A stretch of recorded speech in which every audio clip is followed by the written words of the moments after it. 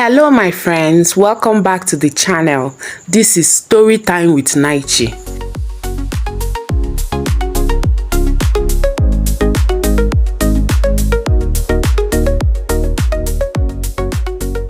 Today, I want to tell you guys a very special story. Normally, I just tell stories about what happened to me, but today, I decided to come on here and narrate one fictional story I wrote while I make this wig. I don't know how you people will react to it, but I'll be dropping this one anyways.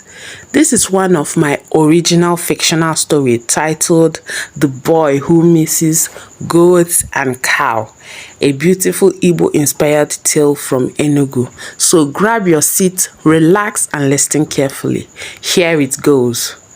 Long ago, in the lively village of Eden, in Enugu State, lived a bright and energetic Igbo boy named Nnaemeka. He was the son of Mazi Amadi, a livestock farmer, and his wife, Adamma. Though they owned several cows and goats, the family was far from wealthy. From a young age, Nnaemeka's parents took their children to the farm.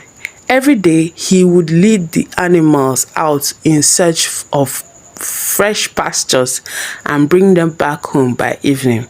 But Mazi Amadi had bigger dreams for his son. He wanted Nnaemeka to learn a trade and to have a better future.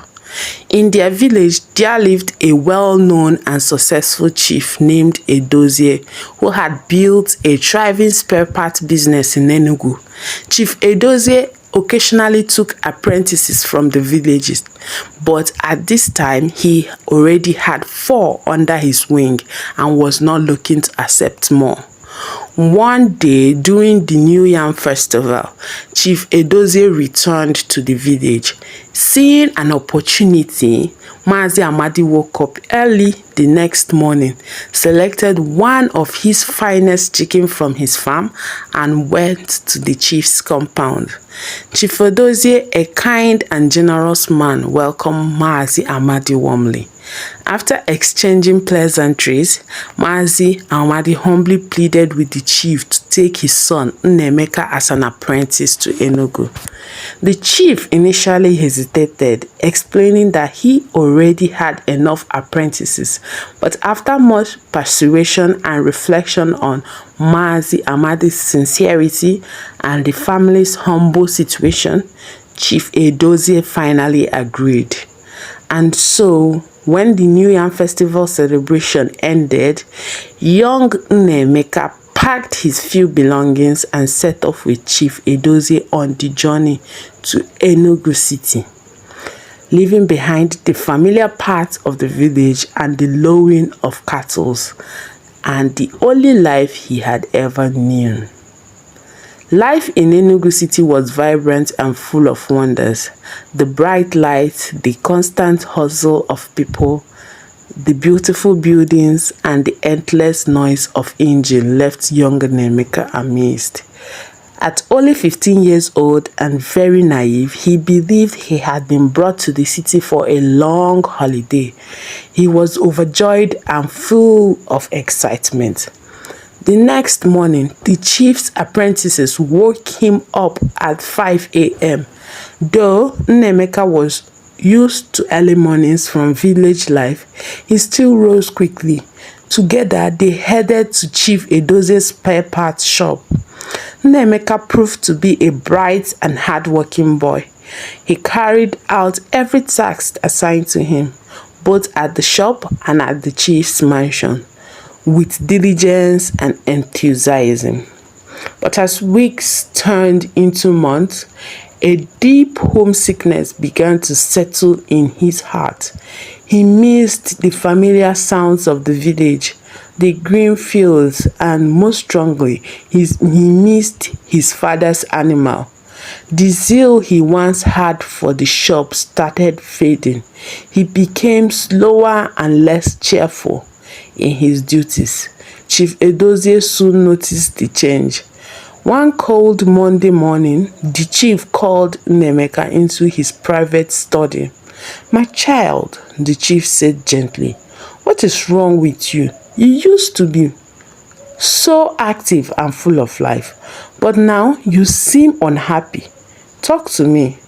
It was then that Nnaemeka said what everyone would later call the most foolish thing they have ever heard.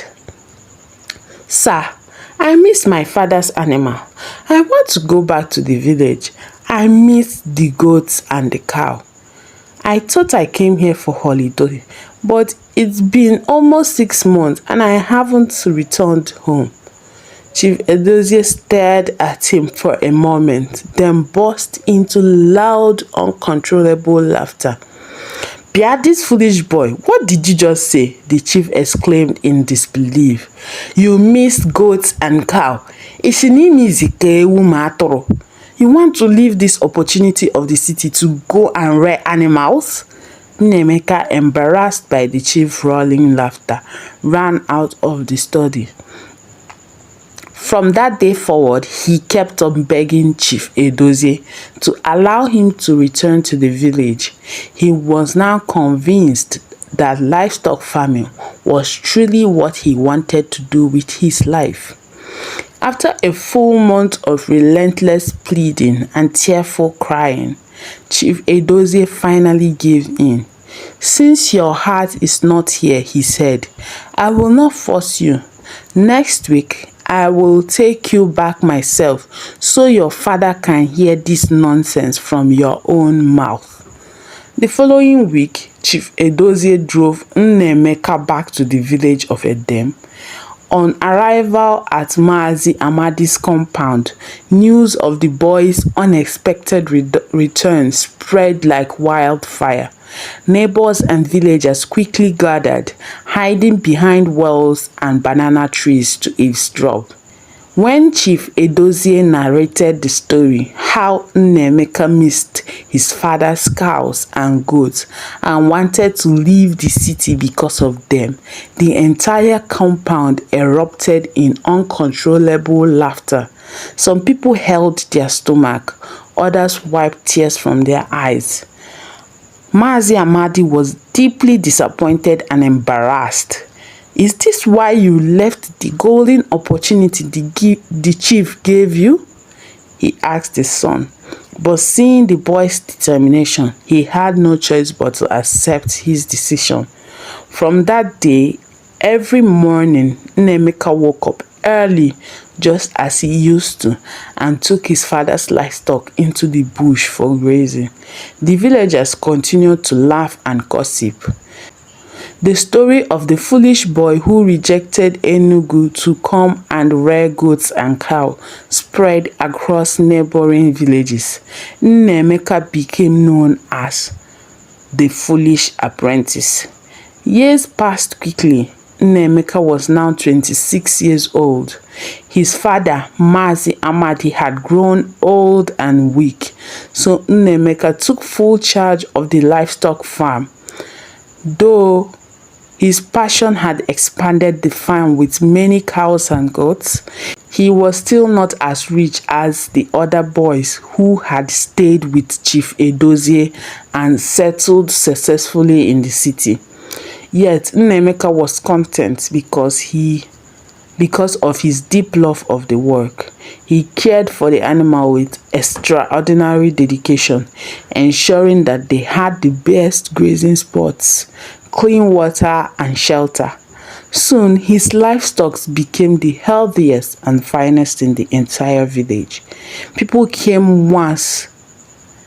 People who had once laughed at him began to admire the quality of his cattle and the size of his herd.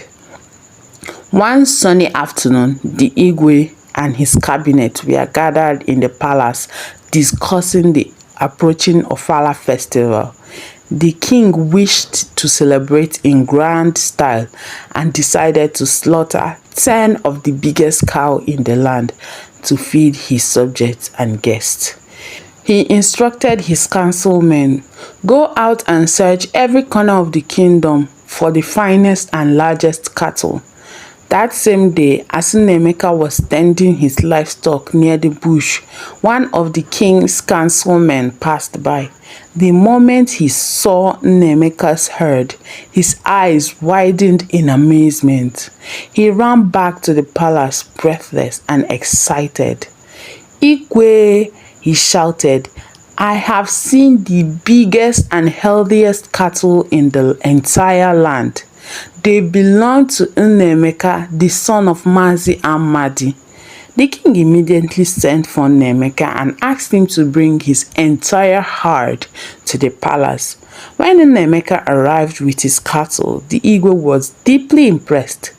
Though Nnaemeka had only 8 full-grown adult cows, their size and quality were unmatched. The king purchased all 8 on the spot, paying him a huge sum of money. The Ofala festival was a grand success. The king proudly bragged to everyone. These fattest cows came from Nnaemeka's farm. His praise spread throughout the village and beyond. With the money from the king, Nnaemeka bought more cows and greatly expanded his farm. The royal endorsement brought him immense exposure. Soon, every wealthy man who wanted to take a chieftaincy title or host a big ceremony insisted on buying his cows from Nnaemeka, the man the king himself had praised. Before long, Nnaemeka became one of the wealthiest livestock farmers in the region. Those who had once laughed at him and called him the foolish boy now regretted their mockery. Even the young women who had ignored him began seeking his attention, but Nnaemeka remained focused. He minded his farm, hired capable farm hands, and continued pouring his passion into his work.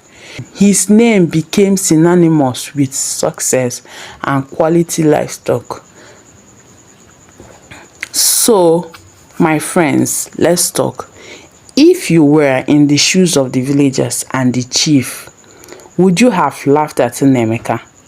Honestly, I would have laughed too, because what do you mean you left a big opportunity in the city just because you missed goats and cow? That sounds completely ridiculous. But this story teaches us powerful lessons. First, we should not be too quick to judge or mock other people's decision, because what looks foolish today might turn out to be the best decision they've ever made. Secondly, when you find something you truly love and you pour your passion and hard work into it, one day you will surely reap the rewards. Thank you for listening to this story. If you enjoyed it and want to hear more interesting and sometimes funny African folk tales, please like and subscribe to Storytime with Nighty. Don't forget to click the notification bell so you know when a new story drops. Ngwano, bye!